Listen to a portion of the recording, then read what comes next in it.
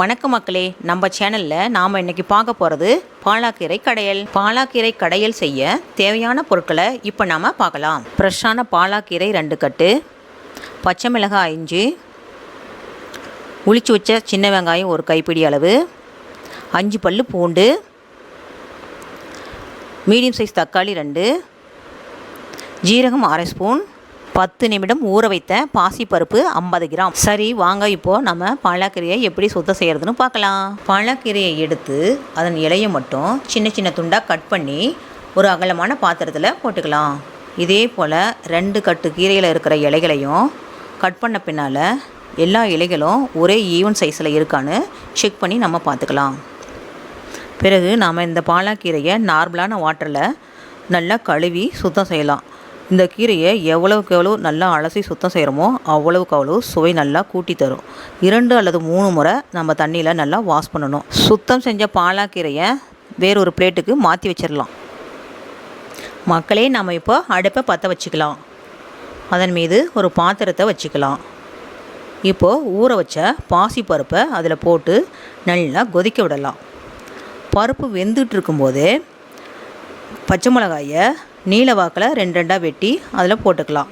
5 பச்சை மிளகாயும் ஒன்றாவே போட்டுடலாம். பிறகு உளித்த 5 பல் பூண்டை போட்டுடலாம். சின்ன வெங்காயம் ஒரு 15, தக்காளியை 4 கட் பண்ணி அதில் போட்டுக்கலாம். இப்போது அதோட அந்த 1/2 ஸ்பூன் ஜீரகத்தையும் போட்டுக்கலாம்.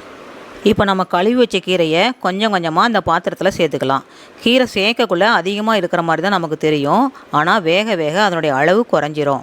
கீரையை சேர்த்ததும் 1 ஸ்பூன் உப்பு சேர்த்துக்கோங்க. அப்போ தான் கீரையோட கலர் மாறாமல் இருக்கும். பச்சை கலராக வேணும்னா இந்த கீரையில் தட்டு வச்சு மூடாதீங்க. தட்டு வச்சு மூடினீங்கன்னா கீரையோட கலர் மாறி போயிடும். கீரையை போட்ட பின்ன 2 நிமிஷத்துக்கு ஒருக்கா 4 திருப்பி விடுங்க. ஒவ்வொரு 2 நிமிஷத்துக்கு ஒருக்காவும் இது மாதிரி திருப்பி விடுங்க. கீரை வேகிற வரைக்கும் அது மாதிரி பார்த்துக்கோங்க. அப்போ தான் கீரை ஒரே மாதிரி ஈவனாக வெந்து வரும்.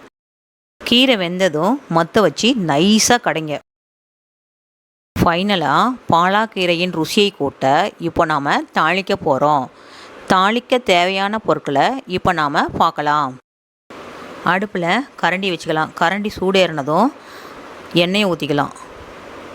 இப்போது கடுகு சிறிதளவு சேர்த்துக்கலாம். கடுகு பொரிஞ்சதும் கருவேப்பிலை சேர்த்துக்கலாம். தட்டி வச்ச சின்ன வெங்காயம் 10 சேர்த்துக்கலாம். வெங்காயம் நல்லா வணங்கினதும் வரமிளகாயை அதோடு சேர்த்துக்கலாம். ரெடியான தாளிப்பை எடுத்து மசித்து வைத்த கீரையோட சேர்த்துக்கலாம். அவ்வளவுதான். இப்போது நமக்கு சுவையான பச்சை நிற பாலாக்கீரை கடையல் ரெடி. இந்த சுவையான பாலாக்கீரையோட சூடான சாதத்தை சேர்த்து சாப்பிட்லாம். வாங்க மக்களே.